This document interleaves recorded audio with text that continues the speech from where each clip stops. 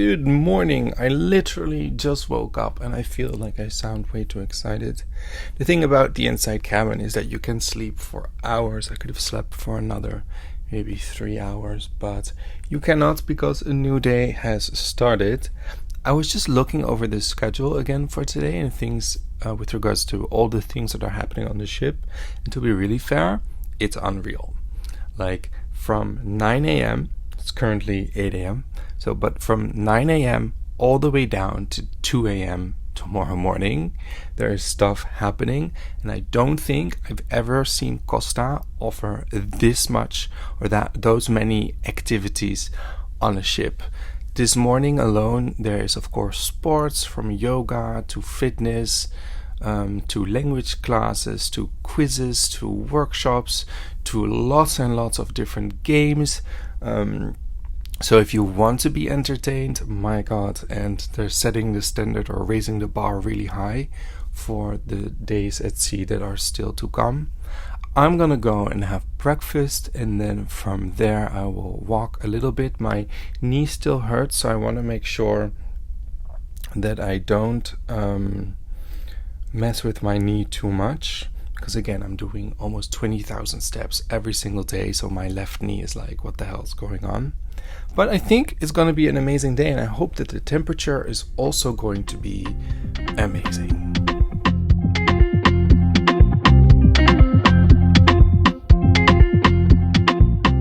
So I get some coffee at the inside pool area on deck 16, and I get a cafe latte, and as I take a sip, I'm thinking, oh, this is not that hot. Like next time I need to really specify that they're going to make this coffee hot. That's how I like my coffee. But then I think, where can I go? Deck 18. So I walk to the elevator. I wait for the elevator to come. The doors open. There's 3 guys in there. Nobody gets out. I walk into the elevator with my coffee, and at that moment, a gentleman decides to still get off from the elevator, bumps straight into me, and I kid you not when I tell you, the coffee went all over the place.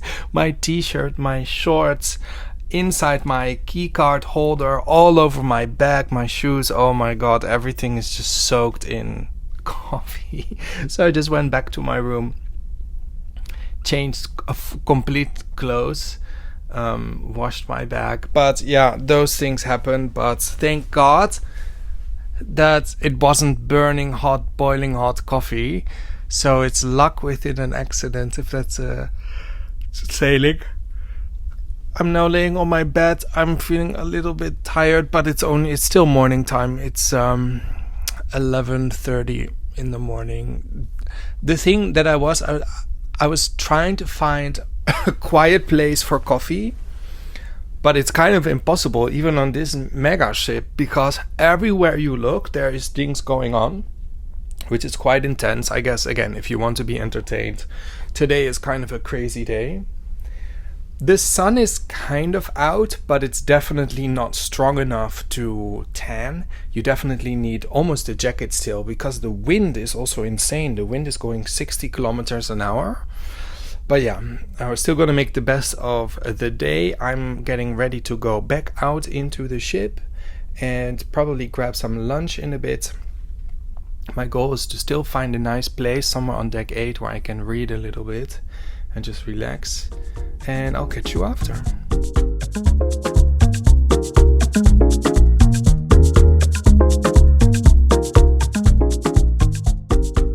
It was an extremely relaxing afternoon. I walked around the ship. There's stuff happening everywhere. I had lunch together with Frank, who is my dining companion, together at my table. It's funny how even a ship that is this big, you kind of still run into the same people. So we had a nice lunch together, and I spent also a couple hours just in my room just watching TV. And Starlink today, the Wi-Fi is working pretty well. Geographically, I just checked the app. We are right between basically Greece and Egypt, or halfway the Mediterranean Sea.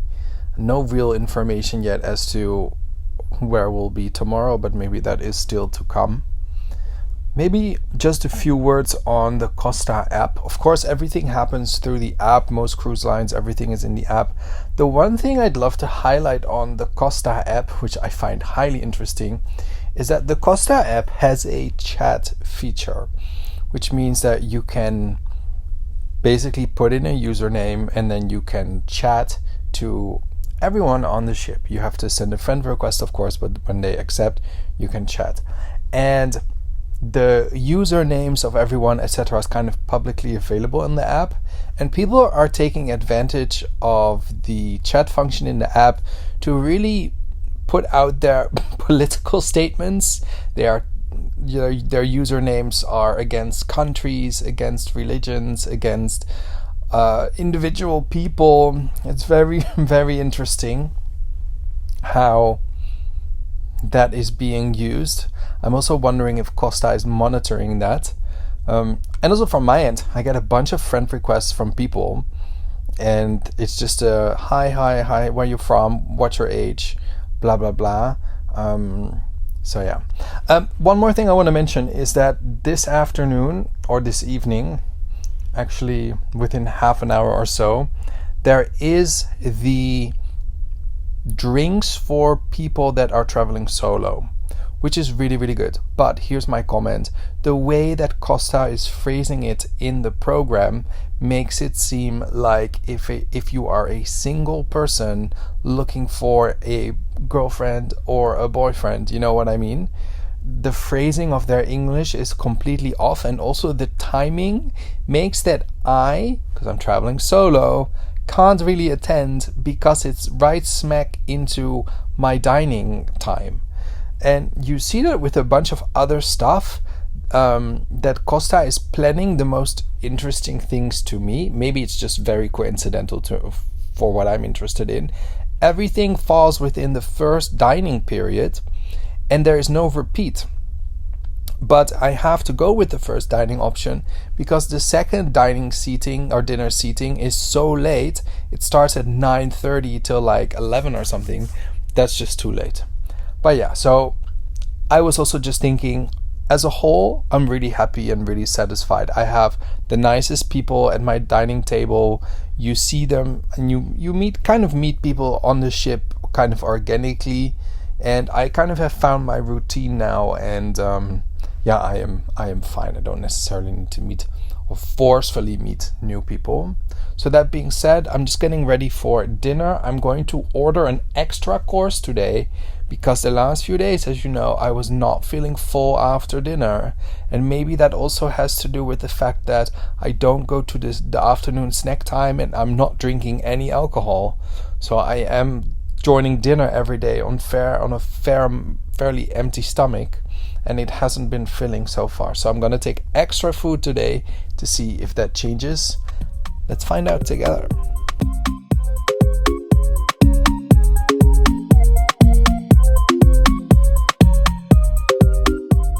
In a way, it is still so early. On another way, it is definitely the latest I've gone back to my cabin, and it makes me feel so old because it's only 11 p.m. I'm always going back to my cabin and not really participating in the entertainment at night. But today was a little bit different. Had a great dinner with Frank and Ronnie. Unfortunately, the other people on my table are not feeling too well. Definitely there's something going on the ship, in the sense that lots of people, I think, are sick. So fingers crossed I don't get affected from it. Dinner was good. Dessert, again, amazing. It's so dangerous. And then after dinner, we went to the Ferrari bar and had a few drinks there. And again, in this case, I have to be honest, one of our friends has the drinks package, so it's free drinks for us, so I'm not going to say no to that. Nice conversation. Also, the very first time I actually saw people having dinner in the Ferrari bar. And the Ferrari bar, by day, oftentimes is my office. It's so sad that, theoretically speaking, it's such a beautiful space, but it lacks complete atmosphere. And they can do so many better things with that space in terms of getting more atmosphere in. And then, as I'm making my way back to my cabin, I see another crew member. I kind of recognized him, but he totally recognized me. And he's like, I recognize you and your family. You told me you would be back, and here you are. And I'm just like, oh my God.